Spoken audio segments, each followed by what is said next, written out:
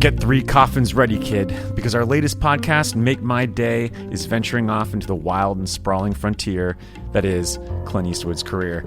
More movies than Stephen King has books, and more genres than all of the franchises we've covered over at the Halloweenies. Now, I know what you're thinking. Do they really need to start another show?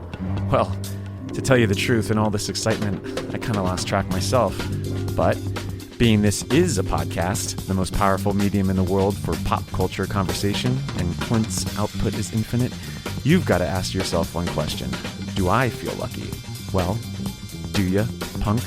Find out today and subscribe to Make My Day, a Clint Eastwood podcast now, wherever you get your audio.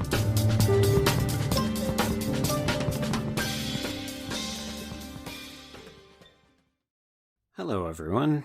The clip you're about to hear is from one of our exclusive Patreon episodes, and like all of those episodes, it may contain spoilers, so consider yourself warned. If you like what you hear, head over to patreon.com/horrorqueers to listen to tons of bonus content.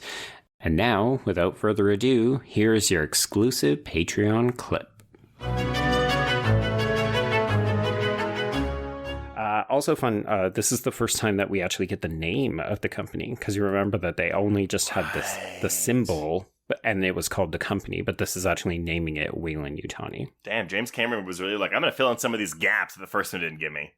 Yes, and that, I think, is the other reason why people look at this film as such a perfect sequel, because it is filling in levels. You know, it's giving opportunity to expand the storytelling reach. Like, the other reason that this movie does so well is because we realize, oh, we can ancillary market the fuck out of this. So this becomes like a George Lucas style extravaganza where we can do toys, comics, books, additional figurines, all of that kind of stuff. Like, you can't do that as well for Alien, but this film, rife for it. Because it's more, well, I want to say more fun, but like, there were reviews, I mean, I'll never forget Ebert's review too, where Ebert like loved this movie. He gave it a 3.5, but like, he was still very like, it's too intense. And that was a thought process that traveled through a lot of critics' minds at the time, which I was just like, what does that mean? It's too intense. Like, yeah. Have you read Ebert's review, or were you just sort of like skimming the Wikipedia for general responses? Oh, I've read it, not recently. I didn't read it for this, but I've read it before. Like, I mean, I don't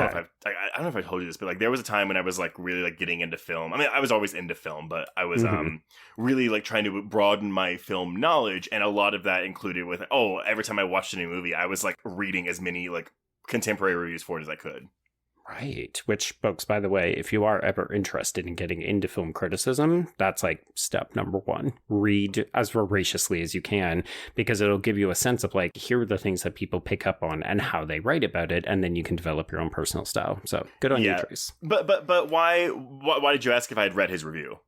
Oh, so I've never read it. I just read the sort of bit that you identified from the Wikipedia page. And I think it's an interesting and actually fairly astute observation. He basically says, I was exhausted by the end of this movie because it is relentless. And I think that is very true, but I could also see why some people would say that's a bit of a detractor for the film. Like, I remember when I saw Saving Private Ryan, great movie. I think it's wonderful.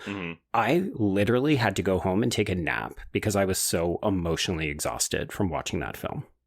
Okay, so here, I'll just read you the opening paragraph of Ebert's review. Okay. The ads for Aliens claim that this movie will frighten you as few movies have, and for once, the ads don't lie. The movie is so intense that it creates a problem for me as a reviewer. Do I praise its craftsmanship, or do I tell you it left me feeling wrung out and unhappy? It has been a week since I saw it, so the emotions have faded a little, leaving me with an appreciation of the movie's technical qualities. But when I walked out of the theater, there were knots in my stomach from the film's roller coaster ride of violence. This is not the kind of movie where it means anything to say you, quote, enjoyed it. See, I would say that is the film absolutely doing what it is setting out to do. I mean, it's ironic, right? Because one of the things that people complain about, facehugger, there's our first drink, folks. Yeah, there you go. One of the things that people complain about this film is that it doesn't do it as effectively as Alien. And I think that that's kind of the wrong way to look at this movie. This movie is not setting out to be the haunted house in space creature feature that the first film was, right? That's why we said it's more like a war film in a lot of ways. So for me, I don't look at this as, oh, it's not scary or it doesn't have the same kind of tension, because I don't think it's ever actually trying to do that. Like, this is a roller coaster ride. And that's the exact comparison or the exact analogy, I guess, that James Cameron made when talking about this film. He wanted this film to feel like a roller coaster, since the first one was not that. And I honestly, like, I really respect that approach to sequel making, because it's like, look, we can't and should not replicate the first movie. We should not try to redo what Ridley Scott did. We should do something different. And I mean, again, what are like the sequels that are like this? And maybe to like a greater extent, you know, we're talking about Gremlins 2, Texas Chainsaw Massacre 2, but these sequels that take these... Those are big swings.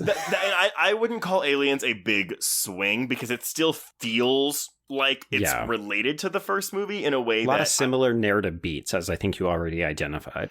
Yeah, and it still feels like it takes place in the same world, whereas I feel like in both TCM 2 and Gremlins 2, it's like, oh no, we're just switching genres with these films.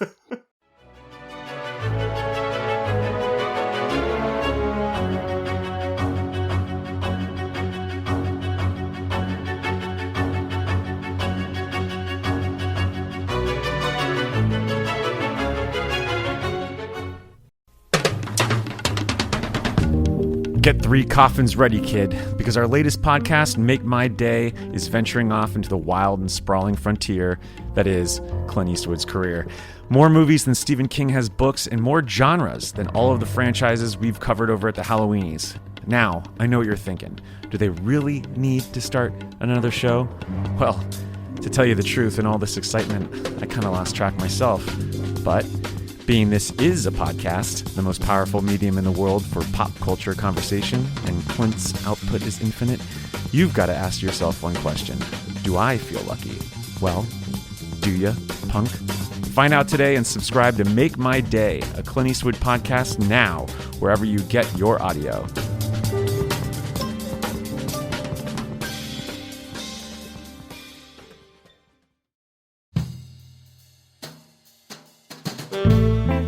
Get in, losers. This is the Lady Killers, a Feminine Rage podcast. I'm Jen. I'm Sammy. I'm Rocco. And I'm May. Our podcast is a tribute to the female-identifying killers in horror and more. Each episode will feature us, your Supreme Court of female murderers, discussing our favorite lady killers, from your Julias and Jennifers to your Carries and Christines. We'll tell her story, decide if it's good for her horror, and answer the most important question of all: would we die for her? Join us on Thursdays as we pull on our sweaters, snatch our ice picks, sharpen our scissors, and honor the lady killers who live on the silver screen. No boys were harmed in the making of this podcast.